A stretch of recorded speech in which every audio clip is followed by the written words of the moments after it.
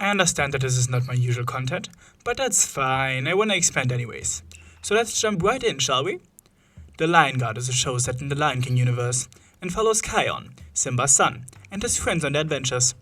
This group is called the Lion Guard. Usually a group of lions whose purpose is to defend the Pride Lands, but in this special case, Kion got his friends together, who are a diverse group of species. The strongest in Beshti, Fuli the fastest, Banga the bravest, Ono the keenest of sight, and Kion himself, the fiercest, the leader. These traits make up the Lion Guard. At least at first, it changes up a bit later, but I'm not gonna get into that for now. Because what I want to talk about is how masterful this show weaves into the continuity of the movies. If you haven't heard of the show before, you are probably asking yourself, where were these supposed protectors when Scar attacked, and later when Zero attacked in the second movie? And this is what I want to discuss today. Because this show expands the Lion King lore in such significant ways that it's gonna blow your minds. Because the first relies on some backstory we got throughout the show. More specifically, Scar's backstory. Because he was the leader of the guard before Kion. He was the Lion Guard's fiercest. But even back then he already had his little superiority complex.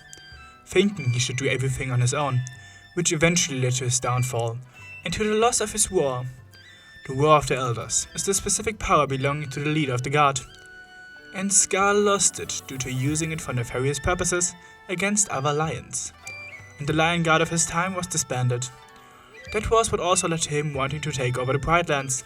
More on that in a second. And without a guard, Scar could take over. But then we get Kion and his group. They fight many battles together, get stronger and stronger. Definitely strong enough to beat whoever's attacking the Pride Lands. They even face off against Zero and the Rogue Lions, who are the antagonists in the second movie, and have basically no trouble at all. So what could possibly cause them to just disappear when they actually attack Simba's pride?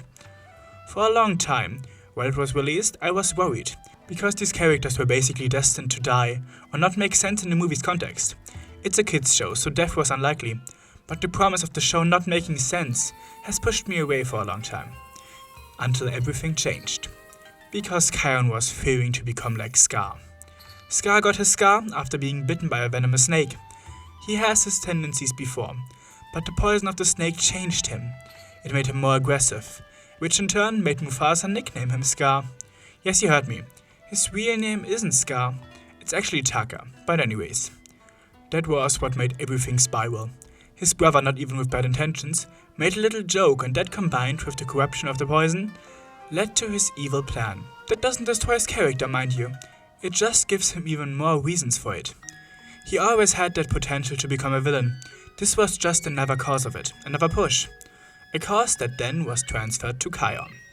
Because he was bitten by a snake, the same way that Scar did. And it started corrupting his mind, causing anger issues, and lash outs at his friends. This is where the fear comes in. He didn't want to become like Scar, and the only way to do that was to get this injury healed, so that this anger wouldn't become all he is.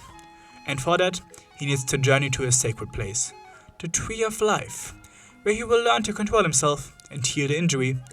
And that journey is conveniently placed around the time the second movie happens. There you have it, folks. The Lion Guard was on a journey to help their leader stay in control. I know this sounds lazy at first, but compared to the other options they had, of killing them off or making the show not make sense, this is a masterful way around it. It combines small lore and Scar with reasonable explanations, especially because over the course of this journey, Kion learns to use his roar more effectively, making this a journey not only to control his anger, but to control his power overall, as well as grow as a character. They even hear about the trouble in the Pride Lands, and when they do, they immediately start their way back. And with Kion's newly acquired powers, it works way faster than the way there. It's a beautiful reason, a valid reason to remove them from the equation, leading to a journey of self-discovery and growth for the entire guard, and in the end, an attempt to still be part of the fight. They aren't just taken out of it, but actively work on it to still make it. They are still the chosen protectors of the Pride Lands. They are trying to fulfill their duty. We experience the story through the eyes of these new characters, a completely new perspective, while they try to do the best they can to make a difference. They sadly return too late. The movie's events are already done, but my praise won't stop there, because they add to the movie by showing us converted lionesses of Zira's pack, becoming the new Lion Guard. Let me explain. They were gone for so long, that now the Pride Lands have chosen new protectors, without the war but just as capable. This causes them to compete for the spot of the protector of the Pride Lands, which the main characters actually kind of lose. Shocking, I know, but that works to explain why Kion isn't at the ceremony for her sister in Kovu when they rock back onto Pride Rock together. He stopped being the leader of the Lion Guard and instead moved to the Tree of Life, where he met the love of his life. And that's how this story concludes. The Lion Guard joins the Tree of Life's protectors, the Night Pride, and Kion becomes its king. This show expands the world it plays in greatly, but nothing gets disrupted. It all gets well explained, if you give it the time. And that's why the Lion Guard is a masterpiece of lore and continuity, which other shows should see as an example. And it's also a show of hope. Even if you think something doesn't make sense, it doesn't mean it will never. It just hasn't been explained yet. The beauty of shows in progress. But what about you? Do you like the Lion Guard? What's your opinion on this progression? Do you think it's well written or just a lazy excuse? Let me know. Join my Discord if you want to discuss some more. Thanks to my supporters, especially to Maverick. And I hope you enjoyed this more unusual video. It's been long overdue. I promised one of my supporters, Winnieberry, a Lion Guard video like a year ago. And here it finally is. If this does well, I might just explore even more franchises or more Lion Guard. The perk of being a nerd of many things. And until then, to the Pride Land's end.